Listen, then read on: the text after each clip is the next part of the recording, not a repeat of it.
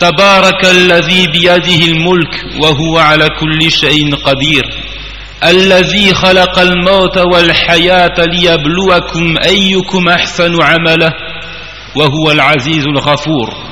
Béni soit celui dans la main de qui est la royauté et il est omnipotent, celui qui a créé la mort et la vie afin de vous éprouver et de savoir lequel d'entre vous est le meilleur en œuvre, et c'est lui le puissant, le pardonneur. Il a créé la mort et la vie dans un but précis afin de vous éprouver et de savoir lequel d'entre vous est le meilleur en œuvre. Ahsanu amal. Al-Fudayl ibn Iyad dit à propos de ce verset, le meilleur en œuvre, ay akhlasuhu wa aswabu.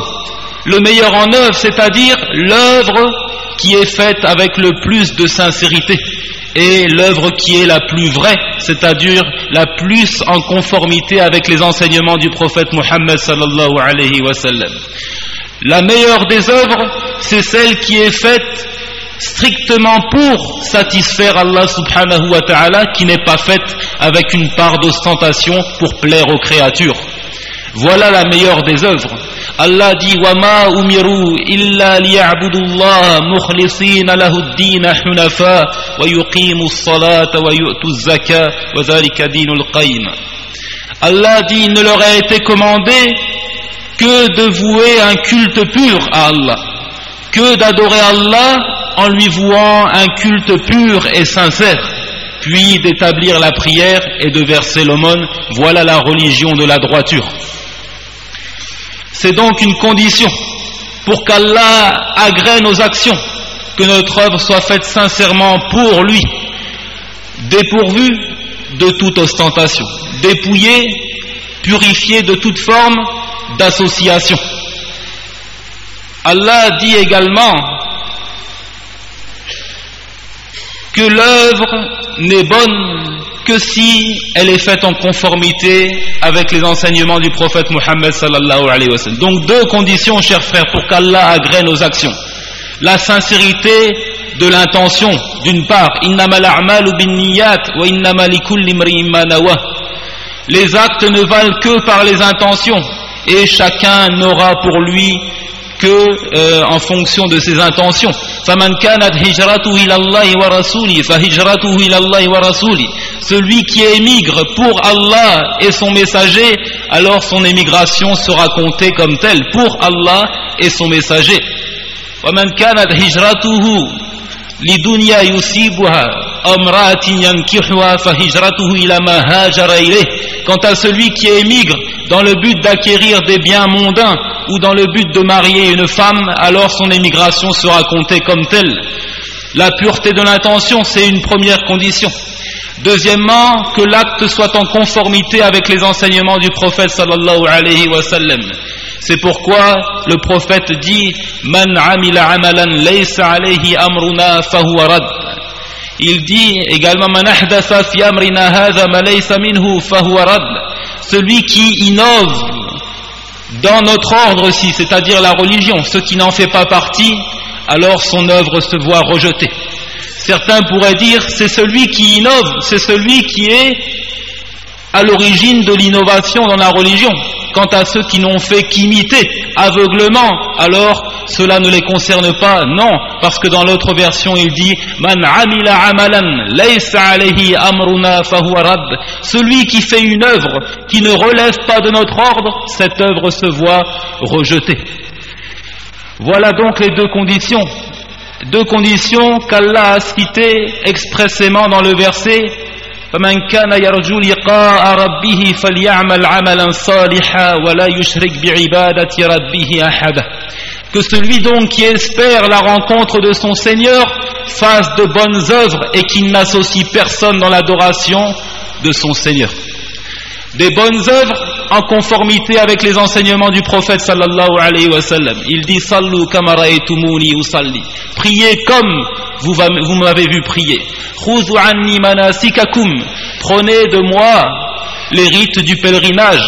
Imitez-moi dans ma façon d'adorer Allah. Nous n'avons envoyé de messagers que pour qu'ils soient obéis par la permission d'Allah subhanahu wa ta'ala. Le rôle du messager, c'est de nous montrer comment adorer Allah, comment se prosterner, comment invoquer, comment jeûner. Quant à l'intention, elle doit être uniquement de satisfaire Allah subhanahu wa ta'ala. C'est pourquoi lorsque Allah fait la description des croyants, il dit Innama nut'imukum liwajhillah la nuridu minkum jaza'an wala shukura. Nous ne vous nourrissons que pour la glorieuse face d'Allah. Nous ne voulons pas de vous ni récompense ni remerciement. Ceux qui œuvrent seulement pour satisfaire Allah. C'est pourquoi les érudits disent à propos de ces deux récits Innamal a'malu binniyat. Les actes ne valent que par les intentions. Et Man amila amalan laysa alayhi amruna fahuwa rad. Celui qui fait une œuvre qui ne relève pas de notre ordre, cette œuvre est rejetée. Hadhani al-hadithani yajma'ani ad-din kullah.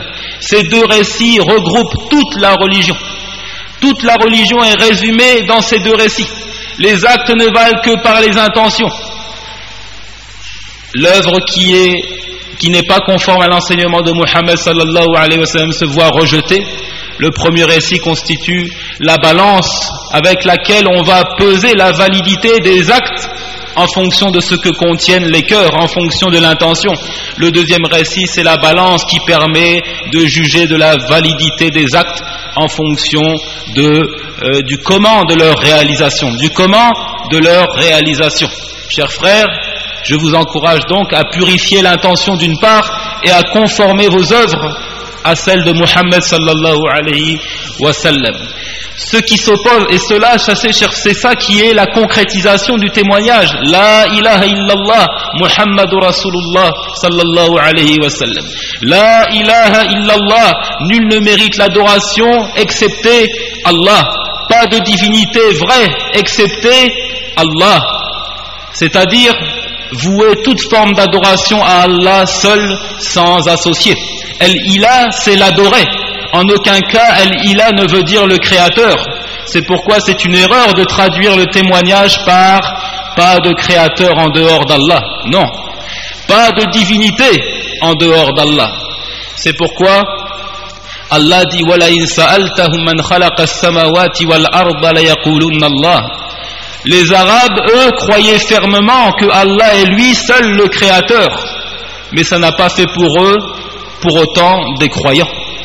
C'est pourquoi Allah dit, si tu leur demandes qui a créé les cieux et la terre, ils diront très certainement Allah. Mais ce n'est pas ça. Ce n'est pas ça que Mohammed leur a apporté, sallallahu alayhi wa sallam. Il a voulu d'eux qu'ils délaissent toute forme d'associationnisme et qu'ils vouent toute forme d'adoration à Allah seul sans associé, et ils l'ont bien compris. C'est pourquoi ils ont dit Aja'ala al-alihata ilahan wahida inna hadha la shay'un ujab. Va-t-il réduire les divinités à un seul Dieu? C'est là une chose étonnante. Allah dit également فَإِذَا قِيلَ لَهُمْ لَا إِلَهَ إِلَّا اللَّهُ يَسْتَكْبِرُونَ. Et lorsqu'on leur disait La ilaha illallah, pas de divinité en dehors d'Allah, alors ils se gonflaient d'orgueil. Pas de divinité en dehors d'Allah.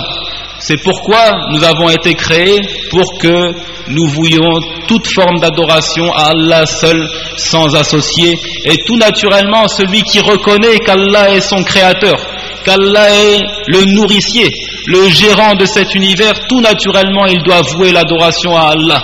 Allah y fait allusion lorsqu'il dit وَلَا سَأَلْتَهُمْ مَنْ خَلَقَ السَّمَاوَاتِ وَالْأَرْضَ لَيَقُولُنَّ اللَّهُ قُلْ أَفَرَأَيْتُمْ مَا تَدْعُونَ مِنْ دُونِ اللَّهِ أَفَرَأَيْتُمْ مَا تَدْعُونَ مِنْ دُونِ اللَّهِ إِنْ أَرَادَنِيَ اللَّهُ بِضُرٍّ هَلْ هُنَّ كَاشِفَاتُ ضُرِّي أَوْ أَرَادَنِي بِرَحْمَةٍ هَلْ هُنَّ مُمْسِكَاتُ رَحْمَتِي قُلْ حَسْبِيَ اللَّهُ عَلَيْهِ يَتَوَكَّلُ الْمُتَوَكِّلُونَ.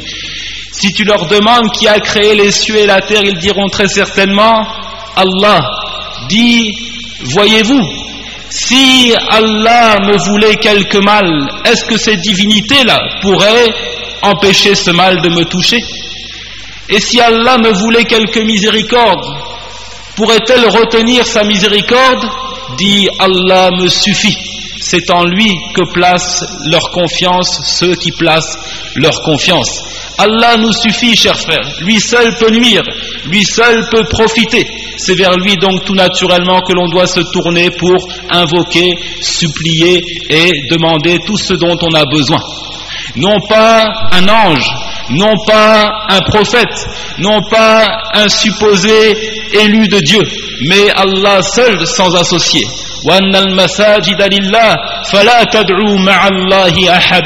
Et les mosquées sont pour Allah. N'invoquez donc personne d'autre avec Allah. N'invoquez donc personne d'autre avec Allah. Et invoquez Allah à la manière du prophète sallallahu alayhi wa sallam. N'inventez rien en matière de religion sans quoi vos œuvres seraient rendues vaines. Allah dit à propos de ceux qui lui donnent des associés: وَلَوْ أَشْرَكُوا لَحَبِطَ عَنْهُمْ مَا كَانُوا يَعْمَلُونَ.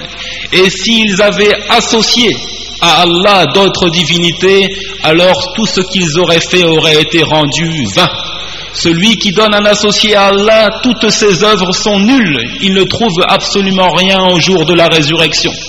Il dit également: قُلْ أَفَغَيْرَ اللَّهِ تأمروني أعبد أيها الجاهلون ولقد أوحي إليك وإلى الذين من قبلك لئن أشركت ليحبطن عملك ولتكونن من الخاسرين.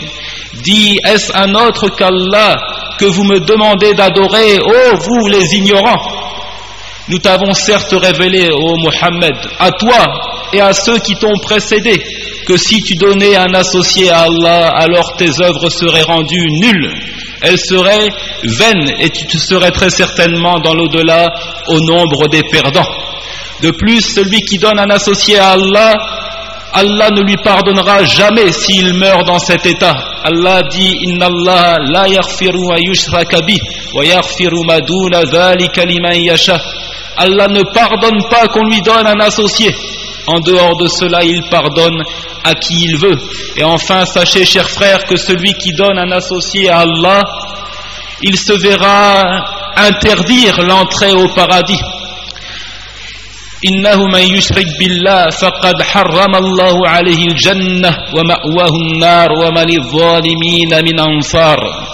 Que celui qui donne un associé à Allah, Allah lui interdit l'entrée au paradis et son refuge sera le feu, et pour les injustes, pas de secoureur. Chers frères, donc, vouez un culte pur à Allah. N'invoquez personne en dehors de lui, pas un prophète, pas un ange, pas un élu, un rapproché, mais un culte pur afin d'être agréé. Et dans le récit authentique, Yabna Adam, لو أتيتني بقراب الأرض خطايا ثم لقيتني لا تشرك بي شيئا لأتيتك بقرابها مغفرة. Ô fils d'Adam, si tu venais à moi avec tout ce que peut contenir la terre de péché, puis tu me rencontres sans rien m'associer, alors je viens à toi avec son équivalent de pardon. Voilà la récompense de celui qui voue un culte pur à Allah. Allah est prêt à lui pardonner toutes ses fautes, et de lui accorder sa miséricorde et son paradis. Qu'Allah nous assiste et nous aide à lui vouer un culte pur. Wassalamu alaikum wa rahmatullahi wa barakatuh.